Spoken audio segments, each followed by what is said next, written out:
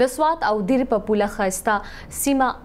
قلاګي اوسیدونکي وایي چې د تیرو 20 کالو راهیسې دوی رابطه سړک کندې کپره دی دغه علاقه د مواصلاتو وفاقي وزیر مراد سعید پلرګنۍ سیمه را حکومت د زر تر زره د زرګونو آبادی لپاره سړک جوړ کړي مشرق ټي وي خبريال نیاز احمد خان رپورټ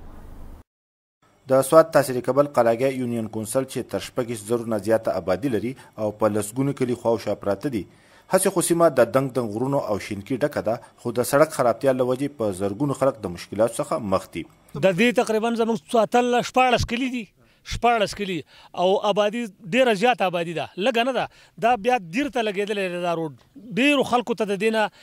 پیدې راشي او ډیرو خلکو ته د دینه مشکلات دي چې هغه وران شوی دي په دې قلاګي کې هر نمونه فصل کیږي هر نمونه سبزی کیږي خو د روډ په واسطه باندې موږ منډای ته نشو رسولی که بیمار وشي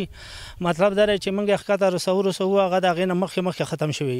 نو موږ ته زیات مشکلات د دې روډ دی د کلي خلک وایي که چېرې د قلاګي 15 کیلومتره سړک پوخ شي نو د زرګونو خلکو تګ راتګ به اسان شي سیمه کې به ترقیاتي کارونه شروع شي هسپتال ته به ډاکټران هم ورځي مریض بیماری نو چې موږ یې وړو سیدو ته رسو نو هغه نڅا په لاره ختلی داسې شوی چې لکه په دې کاڼو کې داسې شوی چې لکه که روغ هم نو هغه بیا بیمار واپس راوړو که کم بیماري هغه وړو نو هغه نڅا ختلی په لاره باندې په دغه اړه د وفاقي وزیر مواصلاتو مراد سعید نماینده او مقامي سیاسي مشر حیات خان وایي چې د سړک جوړولو لپاره حکومت 19 کروڑ روپۍ منظوري کړي سړک خراب و مریض به د دې ځای نه واغسته هغه به په لارې باندې وفات شو او داسې کسانو به چې په دې روډونو کې به اکثر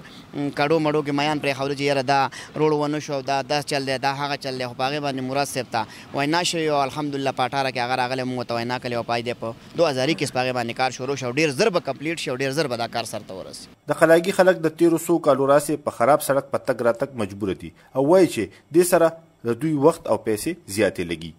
د تحصیل کبل قلاګي د وران روډ د وجې نه د سیمې په لسګونو کلي او په زرګونو خلکو د مشکلات څخه مخ دي د خلک وایي که چېرې دا روډ جوړ کړی شي نو دلته کې به معاشي انقلاب راشي د کیمرمین لونګین سره نیاز احمد خان مشرق ټي وي قلاګي سوات